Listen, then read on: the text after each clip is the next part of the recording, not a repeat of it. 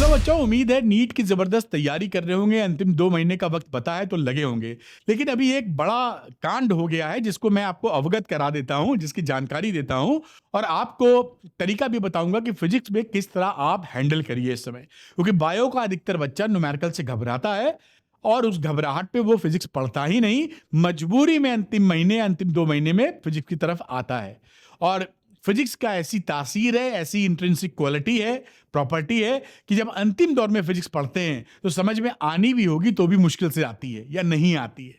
खैर, तो अभी जो हादसा हुआ है वो है इम्पैक्ट ऑफ बोर्ड पेपर। इसमें बच्चों का फीडबैक देता हूं आपका कि पेपर कैसा आया और क्या भसड़ मची है, जिसका इम्पैक्ट आपके जो पेपर्स पे है उस पर क्या पड़ेगा। तो नीट एस्पिरेंट सावधान, फिजिक्स का पेपर फिजिक्स बर्बाद कर सकती है आपको। क्योंकि फिजिक्स अगर खराब हो गई तो 650 नंबर का कोई भी कैलकुलेशन भिड़ाइए आप लिखिए पेपर पे और बताइए, देखिए कि 650 नंबर बिना फिजिक्स के कैसे अचीव होंगे। बना ही नहीं पाएंगे प्लान। जब प्लान ही नहीं बनेगा तो अचीव कैसे होगा। आप समझिए, कुछ ना कुछ तो करना होगा आपको। खैर, तो ये मैं आपको फीडबैक दे रहा हूं। मेरा एक चैनल है बोर्ड वाला, अरविंद एकेडमी के नाम से। इसमें मैं बोर्ड्स फोकस करता हूं। ये अरविंद नीट चैनल है जहां पर नीट के लिए मैंने शुरू किया हुआ है और इसमें भी मैं पूरी ताकत लगाऊंगा कि आपको मदद कर सकूं। तो यहां देखिए, अरविंद एकेडमी पर मैंने एक कराया था सर्वे। 3 सर्वे हैं। क्लास 12 फिजिक्स का पेपर कैसा था, जो बोर्ड का 2025 का पेपर है।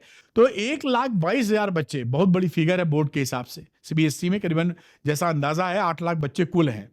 तो यहां पर बात करें तो वेरी टफ और टफ की श्रेणी में करीबन 89 दिख रहे हैं। 90 होल नंबर ले लेते हैं। 90% बच्चों का कहना है कि पेपर बहुत टफ था।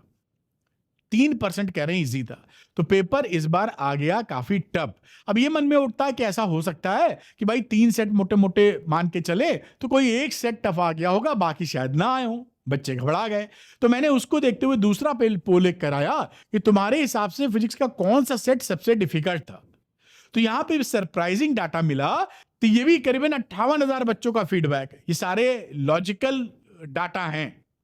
यहां पर लगभग तीसरा सेट सबसे डिफिकल्ट बता रहे हैं, लेकिन 30% से ऊपर सब है। इसका मतलब है कि तीनों सेट डिफिकल्ट थे, या कह लीजिए पूरा फिजिक्स ही डिफिकल्ट था, कोई भी सेट आसान नहीं था। ये सेकंड अपना एक रिविलेशन हो गया। अगली बात करते हैं क्या रिवील हुआ। तो उसमें मैंने पूछा कि क्या आपको लगता है कि इस बार सीबीएसई क्लास 12 फिजिक्स का पेपर का लेवल जेईई मेन से भी हाई था। जेईई मेंस यानी कि वो बच्चे अधिकतर राय देते हुए मिलेंगे जो मैथ्स लिए हुए हैं। उनके हिसाब से भी देखिए 91% बच्चा कहता है कि लेवल जेईई मेन से भी भारी था। ये टीचर की राय नहीं है। टीचर तो पढ़ाता रहता है, वो तो शायद बोले कि बहुत आसान था, हम ही बोले कि ये तो सब निकल आएगा। वो पॉइंट नहीं है, पॉइंट बच्चों का है। आपकी निगाह में, बच्चों की निगाह में 91% बच्चे कह रहे हैं कि जेईई मेंस का से भारी पड़ गया पेपर। अब इसमें बायो वाला कोई बच्चा हो तो वो तो और ही उसकी तो लुटिया डूबेगी, क्योंकि वैसे ही घबराता है। आप समझ रहे हैं, ये तो हालत समझ रहे हैं आप मेरी बात जो मैं कहना चाह रहा हूं। मैथ्स वाले की जेईई मेंस से कंपैरिजन मैथ्स वाले करेंगे, बायो वाले तो नीट देंगे अगर नीट में इंटरेस्टेड है तो बायो वाला तो और फिजिक्स में भगवान भरोसे हो जाता है, तो वो तो और ही बेचारा हस्त पस्त लस्त धस्त हो गया होगा। तो अब ये सवाल उठता है कि ये मैं क्यों बता रहा हूं, क्योंकि ये देखिए मेरे पास सेट्स भी हैं तीनों, जो मैं थोड़ा सा नजर आपको ये दिखा रहा हूं कि मतलब एनालिसिस पूरी है। ये देखिए सेट 1 है 2025 का, ये सेट नंबर 2 है 2025 का, और ये सेट नंबर 3 है 2025 का। इसमें क्या हुआ है बेटा, मैं पेपर आपको इसको दिखाने की जगह मैं सीधे बता ही देता हूं कि इसमें क्वेश्चन आउट ऑफ सिलेबस भी आ गए, गलत भी आ गए। अब एनटीए में भी यही कांड होता है। जब एनटीए आपका पेपर सेट करता है, आप देखते हैं हर बार क्वेश्चन गलत भी आ जाता है, क्वेश्चन आउट सिलेबस आ जाता है। ये ठीक नहीं कर पाई एनटीए, क्योंकि नॉर्मली इसके जो कारण बताए जा रहे थे उनमें से एक कारण ये भी प्रमुख है कि जिन प्रोफेसर साहब को बोला जाता है कि आप पेपर सेटअप कर दीजिए, वो खुद पेपर सेटअप ना करके उनके जो जूनियर्स होते हैं, जो रिसर्च स्कॉलर्स होते हैं, उनसे कहते हैं पेपर बना दो बेटा। और रिसर्च स्कॉलर को गाइडलाइन या सिलेबस ठीक से पता नहीं होता, तो वो चूक जाते हैं अपने बेस्ट एफर्ट के बाद। भाई जो काम करते करते आपको एक्सपीरियंस हो गया है उसमें आप निपुण हो जाते हैं। और भाई एक डॉक्टर है, आप कल को डॉक्टर बनेंगे और आपके पास एडिशनल 10-15 साल का एक्सपीरियंस होगा तो और निखार आ जाएगा ना प्रैक्टिस में आपके। तुरंत निकले हैं डॉक्टरी करके तो आप पढ़े लिखे तो काबिल हैं, लेकिन एक्सपीरियंस भी बहुत कुछ ऐड ऐड करता है, और डॉक्टरी में तो बहुत ज़्यादा। तो यही पढ़ाई में होता है, टीचर में, टीचिंग में, कि जो एक्सपीरियंस गेन कर लेता है टीचर, उसको वो मेहनत से काफ़ी चीज़ें सीख गया होता है, क्योंकि बच्चों से, बहुत लाखों बच्चों से इंटरेक्ट किया रहता है। तो इस वजह से पेपर में, एनटीए वाले पेपर में, नीट में ये समस्याएं खड़ी रहती हैं, और इससे इनकार नहीं किया जा सकता कि इस बार जो आप पेपर देंगे 2 महीने बाद, वहां ये दिक्कत ना आए। दूसरा, उसका लेवल भी आप देखिए, जैसा लग रहा है लेवल भी बहुत हल्का नहीं आएगा।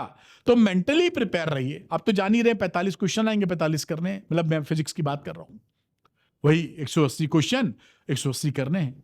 तो उसको देखते हुए आपकी प्रिपरेशन बिल्कुल ठीक ठाक होनी चाहिए, अच्छी होनी चाहिए। अगर फिजिक्स आप नहीं पढ़े हैं तो बिल्कुल 1 घंटा बिना गवाए आप फोकस करना शुरू कर दीजिए, वरना नहीं हो पाएगी। यूट्यूबर जो रहते हैं, मैं भी एक यूट्यूबर की तरह बिहेव करता हूं, तो मैं अंतिम 2 दिन पहले भी शायद आपसे कह दूं, या और यूट्यूबर जैसे कहते हैं कि आप पढ़ लो हो जाएगा, नहीं होगा, नहीं होगा। ये सब कहने सुनने की बातें हैं। अभी से बनती है 6 महीने पहले की स्ट्रेटजी, शायद मैंने भी बनाई होंगी। फिर 2 महीने बचे तो 2 महीने पहले की स्ट्रेटजी, कैसे एम्स या नीट वीट करें। फिर 6 महीने के बाद, 2 महीने के बाद 1 महीने पहले भी वही कहानी, 15 दिन के पहले भी वही कहानी, 7 दिन पहले भी और 3 दिन पहले भी। ये नेचर है यूट्यूबर्स का, क्योंकि आपको, आपका क्यों देखेंगे, तो ये सोचना पड़ता है, दिखाना भी है, लेकिन आपको ये सोचना है कि आपके लिए बेहतर क्या है।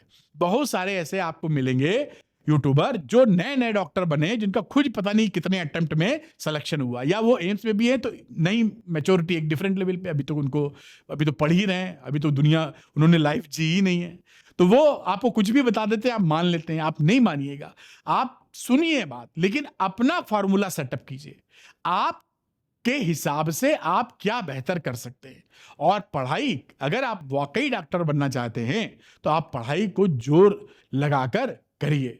इस समय और कोई बात करना ठीक नहीं है। साल का शुरू होता तो शायद मैं कुछ और बात आपसे कर रहा होता। ये अरविंद नीट चैनल पे आपको पूरी पढ़ाई मैंने फ्री में करवाई हुई है, पूरा फिजिक्स 11-12 का, और पीवाईक्यूज की भी सीरीज बनाई है। आप होम पेज पे अरविंद नीट की जाएंगे, वहां पर 11-12 का पीवाईक्यूज और 11-12 की सीरीज दिख जाएगी। और नई सीरीज भी, मतलब आपके लिए वन शॉट वगैरह बनाने की तैयारी है, जल्दी ही मैं आपके लिए लेके आऊंगा, क्योंकि बच्चे जैसा फीडबैक देते हैं, मैं इजी भाषा में फिजिक्स पढ़ा सकता हूं।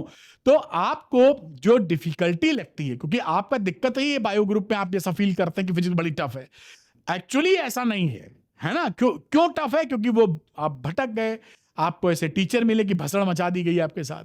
तो उनमें से अगर सही टीचर मिल जाए तो 50% बच्चा तो काबू में आ ही जाएगा, और आपका सिलेक्शन प्यार से हो जाएगा। मेरे ख्याल से आप मेरी बात समझ पा रहे हैं। फिजिक्स में ये हमेशा से कहावत रही है कि फिजिक्स उन बच्चों को टफ लगती है जिनका टीचर ठीक नहीं है, क्योंकि इंटरेस्टिंग है। अगर टीचर मजेदार आपको मिल जाए तो 100 में से 50 बच्चे कम से कम इस प्रॉब्लम से निकल सकते हैं। बाकी तो हो सकता है भाई सोचने की थिंकिंग लेवल ही डिफरेंट है, तो कुछ दिक्कत बनी रहेगी, लेकिन 50% बच्चों को सपोर्ट हो सकता है। तो मेरा यही कहना है, पेपर आपका हार्ड आने की उम्मीद है, गलत सवाल भी कुछ हो सकते हैं, और ऑप्शन गड़बड़ा सकते हैं। उन सबको देखते हुए पढ़ाई कीजिए और अपना कैरियर बनाइए, एक अच्छे डॉक्टर बनिए, खुश रहिए। Thank you very much, wish you all the best.